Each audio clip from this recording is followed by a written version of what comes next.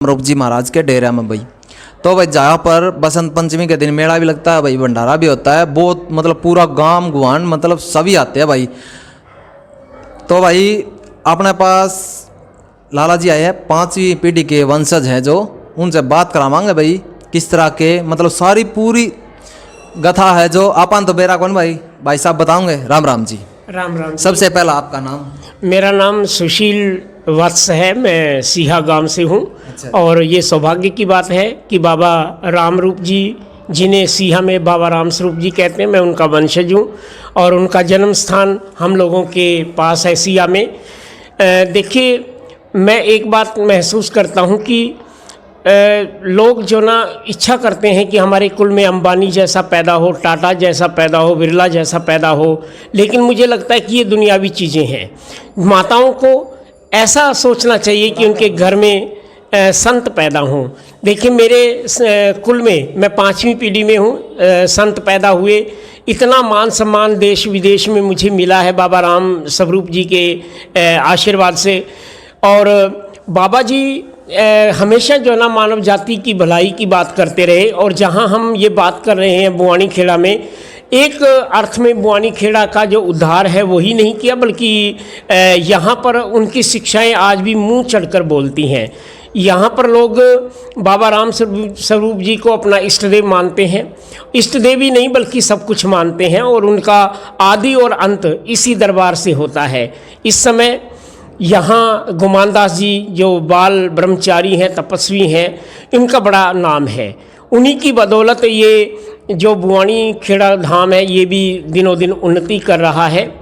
जहाँ तक मैं बाबा रामस्वरूप दास जी की वाणी और उनके जीवन की बात करूँ, उनके जीवन का एक एक फलसफा हमें जीने का, अध्यात्म में ज्ञान विज्ञान की उन्नति का संदेश देता है। बहुत से ऐसे प्रसंग हैं जो बुआनी खेड़ा से भी जुड़े हुए हैं। बस मैं ब्रीफ करना चाहता हूं कि 2 भाई थे, राम सुख जी और श्याम सुख जी। श्याम सुख जी ने शादी की और उन्हीं के एक बच्चे को राम स्वरूप दास जी ने गोद ले लिया था, और मैं उसी पीढ़ी से हूँ। तो जिस समय बाबा की लगन लगी, उस समय सीहा की पहाड़ी पर ये गऊ चराया करते थे। एक पहुँचे हुए गुरु की तलाश में गऊ चराते हुए ये तो शाम की पहाड़ियों पर पहुँचे। इनको पता चला कि यहाँ बाबा मुंगीपा रहते हैं और वो किसी किसी को दर्शन देते हैं। बहुत समय तक बाबा रामस्वरूप जी वहाँ तपस्या करते रहे, लेकिन मुंगीपा बाबा से उन्हें कोई जो ना रिस्पॉन्स नहीं मिला, उत्तर नहीं मिला। तो उन्होंने अपनी जीवन लीला समाप्त करने की सोची। अध्यात्म उनका बहुत बड़ा एक अध्याय रहा है जीवन का। तो जिस समय ये उन्होंने अपने मन में ठान लिया कि अब जीवन जीने से कोई लाभ नहीं है, और उसी समय मुंगीपा जी प्रकट हुए। उन्होंने बाबा रामस्वरूप जी को कहा कि यहाँ से बुआनी खेड़ा चले जाओ, और वहाँ पर 3 डेरे हैं, जो भी पहले दरवाज़ा खोले वही आपके गुरु बनेंगे। यहाँ सिद्धोनाथों के डेरे भी थे, वहाँ भी गए, लेकिन दरवाज़ा नहीं खोला। सुबह का समय था तो दादू पंथियों के यहाँ आए। उस समय अभय राम जी यहाँ पर तपस्या किया करते थे। तो जैसे ही दरवाज़ा खटखटाया, गुरु अभय राम जी ने दादू राम सत्यराम का जय घोष करते हुए दरवाज़ा खोला, और यही दादू राम सत्यराम हमारा जो है ना मूल मंत्र और बीज मंत्र हो गया। पहला भी जिस तरह का है जी, 2 डेरे हम गए थे जी बाबा जी, जी, तो वह द्वार बंद पाए थे जी, ये बाबा राम रूप जी महाराज का द्वार खुला पाया था जी। तो बाबा जी ने मतलब पूरे, क्योंकि इससे जुड़ी हुई एक बात ये है कि बाबा मुंगीपा, जो कि गोपीचंद भरथरी जी की बहन भी है, मानते हैं इतिहास के रूप में, पौराणिक गाथाओं में, उन्होंने कहा था कि मेरे अंदर इतनी शक्ति नहीं है कि मैं आपका गुरु बन सकूं, इसलिए आप बुआनी खेड़ा जाओ। और देखो, ये तो विधि का विधान है। अभय राम जी भी एक बहुत ही सिद्ध संत हैं और साक्षात हैं आज भी। और बाबा रामस्वरूप जी ने उन्हीं के चरणों में बैठ करके साधनाएं की हैं। वे पौनाहारी संत थे। अब आपका सवाल ये होगा कि पवनाहारी संत कौन? नहीं, पवनाहारी पवन, हवा के रूप में। वो एक ही समय बाबा रामस्वरूप जी में ये कला थी कि वो एक ही समय 2 या 2 से अधिक स्थानों पर दर्शन देते थे। जैसे दिल्ली में नटनी का एक प्रसंग आपने सुना होगा कि वो रस्से पर खेल दिखा रही थी और गिरी, तो बाबा जी यहीं बुआनी खेड़ा में कथा कर रहे थे और उन्होंने दोनों हाथ ऊपर किए। तो लोगों ने पूछा कि बाबा क्या हुआ, तो बाबा ने नहीं बताया कि क्या हुआ। लेकिन वो नटनी जब यहाँ के लोगों के संपर्क में आई तो उन्होंने बताया कि उस समय दिल्ली में बाबा ने ही मुझे अपने बाहों में लिया। तो ये अपने आप में एक कई प्रसंग हैं। मेरे अपने व्यक्तिगत जीवन में भी बहुत प्रसंग हैं जिनसे ये सिद्ध होता है कि बाबा किसी न किसी रूप में आपके पास रहता है। इस गांव की एक और बात है जी, मतलब बाहर का कोई भी आता है ना तो मतलब कुछ नहीं होता उसके पास, लेकिन आने के बाद है ना सब कुछ हो जाता है। इधर गांव की एक भी खास बात है जी। देखिए ये करनी वाले संत हैं, जो भी इनकी शरण में आता है या इनकी तपोभूमि में आता है। अब ये देखिए कि मेरे जैसे मुझसे भी अधिक श्रद्धालु श्रद्धा रखने वाले लोग आते होंगे, उनसे भी मैं बातचीत करता हूँ। वो कहते हैं कि जब हमें ये हो जाता है कि रात को ही चलना है बाबा के, कोई मेला भी नहीं होता, यहाँ कोई उत्सव या कार्यक्रम भी नहीं होता, लेकिन बस उनको आवाज़ आई कि बाबा ने बुलाया, तो रात को भी चलने वाले लोग हैं जो रात को ही गाड़ियाँ लेकर के कोई कहीं से चल रहा है, कोई कहीं से, और बाबा के दर्शन करने आ रहे हैं। तो निश्चित रूप से कोई कमी नहीं रहेगी। वो अष्ट सिद्धि नवनिधि के दाता हैं। तो एक और ख़ास बात है जी, पूरा वर्ल्ड में जो यहाँ के सेठ हैं पूरा वर्ल्ड में उनका मतलब नाम है एक जी, ये भी खास बात है जी बिल्कुल। रतेरिया परिवार जी है, छड़िया जी हैं, और भी बहुत से मेरी जहन में नाम आते हैं। जी जी बिल्कुल, सेंचुरी की बहुत बिल्कुल इंडिया में बिल्कुल। उनके ये इष्ट देव हैं, उनके जड़ूले यहाँ उतरते हैं, ये जिसे चोटी कट बोलते हैं। मेरे गांव में महावीर सेठ है जो जी पूरा गांव में बहुत बड़ा योगदान भी है जी। वो देखिए बाबा की ही कृपा से वो इस क्षेत्र में आगे बढ़े और आगे बढ़ते रहेंगे, क्योंकि उनके ही बदौलत इस तरह के आयोजन यहाँ होते हैं। जी ये तारीख के हिसाब से और बताते हैं। देखिए जिस समय बाबा रामस्वरूप जी का जन्म हुआ वो लगभग 18वीं शताब्दी थी, 1810 के आसपास की बात है। अगर हम इतिहास को लें या हम सामाजिक उथल पुथल को लें तो ये जो संक्रमण काल रहा है, ये युद्धों का काल रहा है। कोई अमेरिका युद्ध कर रहा है, कहीं पोलैंड, कहीं हॉलैंड। और दूसरी बात, भारतीय समाज में ये इसलिए संक्रमण का काल रहा क्योंकि यहाँ पर जो ना सनातन और सच्ची जो साधना है उसको अपनाने वाले लोगों की कमी थी। बाबा जी का अवतरण उस ज़माने में अपने आप में बहुत बड़ा चमत्कार था, और मैं ये बड़े गर्व के साथ कहता हूँ कि उनकी जो साधना है अष्ट सिद्धि और नवनिधि से जुड़ी हुई थी। आज आप देखो सिया में कितना बड़ा तालाब है, यहाँ बुआनी खेड़ा में तालाब बनवाया उन्होंने। एक फ़कीर होते हुए उन्होंने इतना बड़ा आयोजन किया, और उनकी तो लीलाएँ अपरंपार हैं जी। तो आपको भी एक साल में एक बार आते हो या कई बार आते हो इधर? नहीं, ये बाबा की इच्छा पर निर्भर है। बाबा जब चाहते हैं, मैं साल में एक बार नहीं, मैं अनेक बार आता हूँ। और जब मेरे बच्चों का या मेरा किसी का भी मन हो, हम आयोजन की इंतज़ार नहीं करते कि कोई आयोजन होगा तब जाएंगे। बाबा गुमान दास जी मेरे आध्यात्मिक पिता भी हैं, मार्गदर्शक भी हैं, और हमें बहुत गर्व है इन संतों पर।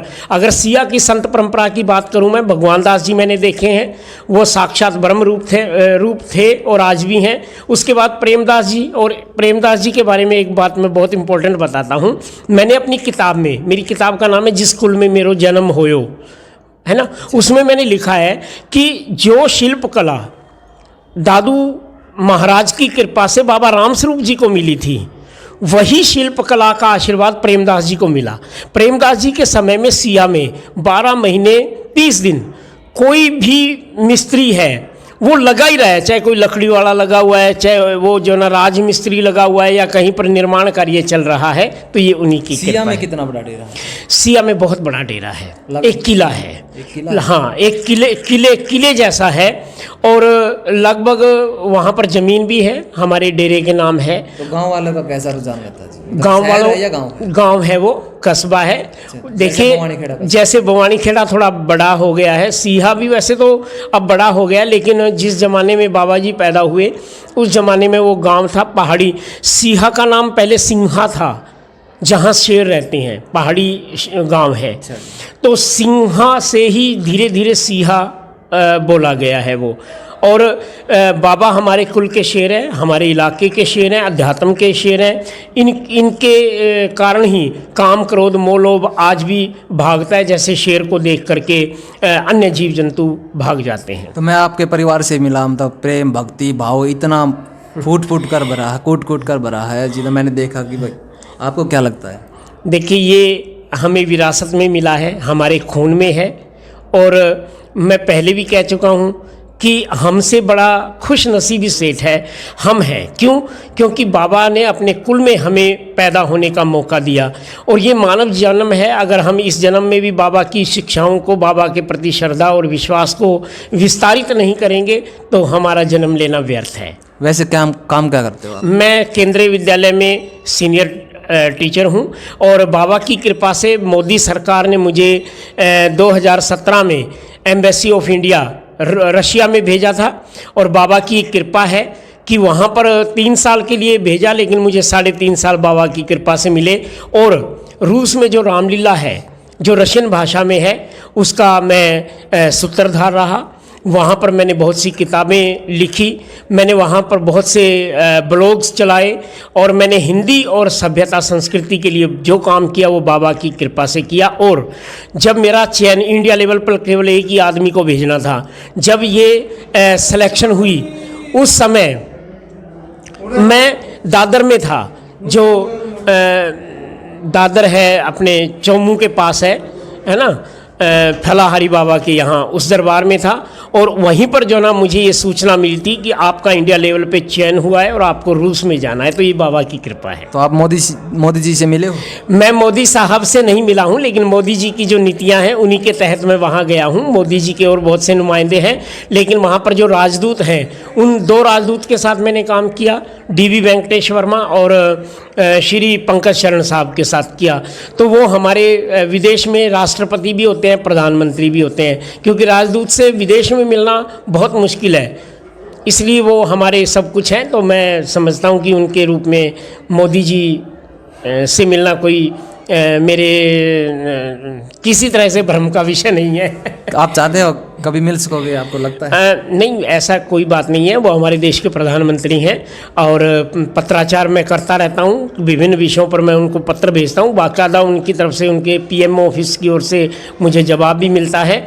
और ये बहुत ही दूर की बात है, क्योंकि इन सब के पीछे भी बाबा रामरूप जी की ही कृपा है। बहुत बहुत बढ़िया जी। आपका शुभ नाम? मेरा नाम सुशील शर्मा है। साहित्य के नाम पर मैं सुशील आज़ाद के नाम से लिखता हूँ। रतिया में मेरा पालन पोषण हुआ है, रतिया फतेहाबाद ज़िले में है। और मेरी विदेश में जो पहली किताब आई थी उसका नाम था रतिया से रशिया मेरा सफ़रनामा। रशिया मेरा सफ़रनामा। बहुत बढ़िया जी। रशियन जानते हो क्या आप थोड़ी? हाँ, रशियन के लिए भी आपने बड़ा अच्छा सवाल पूछा है। मैंने ये देखा कि विदेश में जो ना लोग इंडियन चले जाते हैं लेकिन भाषा नहीं सीख पाते, या उनके जो वहाँ बच्चे पैदा होते हैं वो हिंदी या पंजाबी नहीं सीख पाते। तो मैंने रशियन विद्वानों की सहायता से हिंदी, अंग्रेजी, पंजाबी और इंग्लिश चारों भाषाओं को कैसे सीखा जाए, ये किताब मैंने वहाँ पर सर्जना की। और एम्बेसी ऑफ इंडिया ने इसको बहुतायत संख्या में प्रकाशित करवा के वहाँ पर वितरित भी की, फ्री ऑफ कॉस्ट। तो अनिल भारती जी मेरे एक मित्र हैं, उनकी सहायता से हमने ये सब काम किया। तो सर जी जी, रशियन में हेलो को बोला जाता है। हाँ, पर प्रीवियत 10, हाँ, विदाई को 10 बदानियाँ, है ना। और स्पेसिबो, आपका बहुत, हाँ, बहुत बहुत धन्यवाद। और भी बहुत सी बातें हैं। Bye bye. हाँ हाँ हाँ, बिल्कुल, चूचू चूचू, थोड़ा थोड़ा। आपसे मिलकर बहुत अच्छा लगा जी। आपने मतलब पूरी कथा सुनाई है। और बढ़िया जी। गांव वालों को क्या कहना चाहते हैं? 10 बदानियाँ। मैं गांव वालों को कहूँगा कि आपके बहुत नसीब है, भाग्यशाली हैं आप। हम तो दूर से चल के आके बाबा से आशीर्वाद लेते हैं। आप तो पल पल, आपकी एक एक सांस बाबा के दरबार से होके गुजरती है। और मैं युवाओं को संदेश देना चाहता हूँ कि आप ये ना सोचें कि भ्रष्टाचार है, आप ये ना सोचें कि बहुत ज़्यादा जनसंख्या बढ़ गई है, आप ये ना सोचें कि मुझे अपनी मंजिल मिलेगी या नहीं मिलेगी। केवल एक उपाय है, बाबा के दरबार से होकर ही सभी समस्याओं का निदान होता है। मेरी भी तमाम समस्याएं इसी दरबार से होकर के गुजरी हैं, जिनका आज नामो निशान नहीं है। चलो जी, दादू राम सत्यराम। बहुत बहुत बढ़िया जी। तो मिल्खा न्यूज़ हरियाणा देखते रहिए, खास बिंदास शेयर करें, सब्सक्राइब करें। जय हिंद, जय भारत, जय बाबा रामरूप जी महाराज की जय हो।